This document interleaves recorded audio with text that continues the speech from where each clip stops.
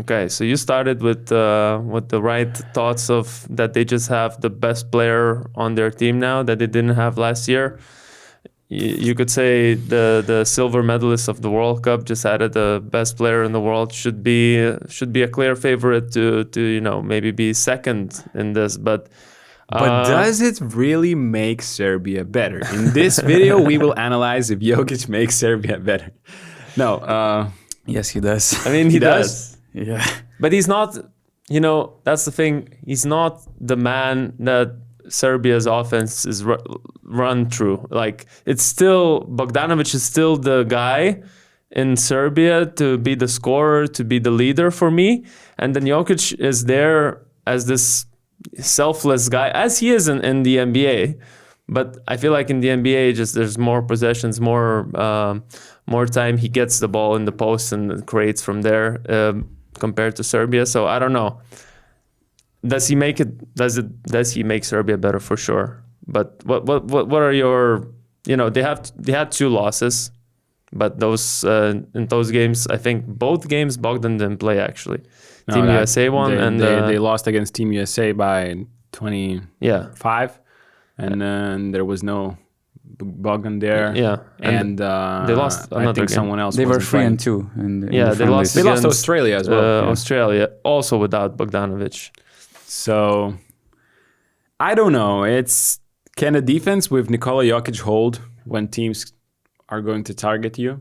Because in the Nugget system, you have a system that's basically designed to Jokic be high on the floor and then for the rotations to work.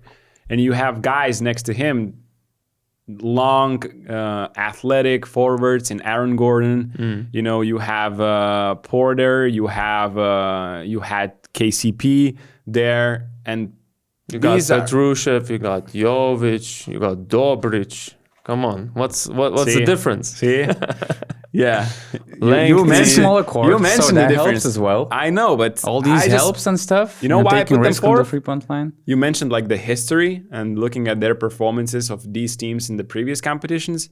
I didn't like what I saw from Serbia with Jokic and Micic at the Eurobasket 2022. That defense looked horrible, and does it look any different now? In my eyes, there are 3 main differences. First Let's of go. all, it starts from Svetislav Pesic, who is way more flexible than he was before when they were trying to build this winning team around Nikola in 2022. It starts from the game, from taking suggestions from Nikola, from making it less strict off the core and make it more, let's say, adjusting more to the players and their needs. And I think that we're kind of witnessing some of it on the game, because even though these were only friendlies, I loved the ball movement. In some cases, it looked like that they were overpassing the ball, just trying to make it like Brazil football national team did 60, 50 years ago with Pelé, trying to put the ball basically on the line to score the goal. You watched football? I've heard 60 years ago. 6 years ago. 60 years ago, I was a big fan of football. Today's football is too soft. So they have. So the number 1 reason was Pesic. Number 2 reason is that Micic is not having the same role. He's not handling the ball that much as he did in 2022 Eurobasket. He's coming off the bench. That's the interesting thing. Alexa Avramovic became their main point guard of the team, and I kind of like that fit because they already have Bogdan Bogdanovic. I mean, your backcourt is good with Bogdan. You have Jokic, and I love that Micic is okay. He's still playing with Nikola a lot of minutes, but he's more of a second unit primary ball handler and creator for the team, which is an amazing boost for the bench guys. So I think that this was helpful for them, to kind of find their best lineups and best fit on the core. So it was the reason number 2. Before you go to number 3, I want just to comment on this. And like, I like that because you try to limit the minutes of Jokic and Micic together. Like, Basa is not in the best shape, it looks like, at the moment. He was not playing for 3 months, so that's kind of understandable. Yeah, so, Alexei starting, he's a better defender. He can With Bogdan near him, he can just play defense, and when asked offensively to be great, he can do that. And then you have off the bench Vasa, and you limit the minutes, and maybe you try to improve your defense.